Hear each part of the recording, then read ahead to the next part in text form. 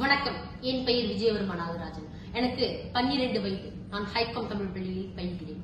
தமிழா, உன் பெருமையை மீட்டெடு என்னும் தலைப்பில் என் கருத்துக்களை எடுத்து எம்ப வந்துள்ளேன். எனதருமை சான்றோர்களே, மனித இனம் எப்படி வாழ வேண்டும், எப்படி வாழக்கூடாது என பல பண்பாட்டு விழுமியங்களிலும் அரிச்சுவடிகளிலும் தடம் பதித்த தமிழர்கள் கொடுப்பதில் மட்டுமல்ல, வீரத்திலும் தனக்கென்று ஒரு மரபை காத்து வந்தனர்.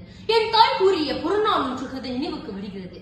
போர்க்களத்தில் நெஞ்சில் அடிபட்டு மாண்டு கிடக்கிற தன் மகன் புற முதுகு காட்டிய ஒரு என்று யாரோ சொல்ல துடி துடித்து போரால் தமிழ் தாய் அறிவாளுடன் போர்க்களத்தை நோக்கி நடக்கிறார்.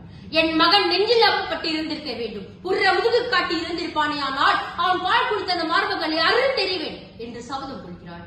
போர்க்களத்தில் நெஞ்சில் அகப்பட்டு மாண்டு கிடக்கிறான் மகன். அவனை யாரு கல்வி அழும் வீரத்தாய் நமக்கு வீரத்தை பறைச்சாற்றி இருக்கிறான்.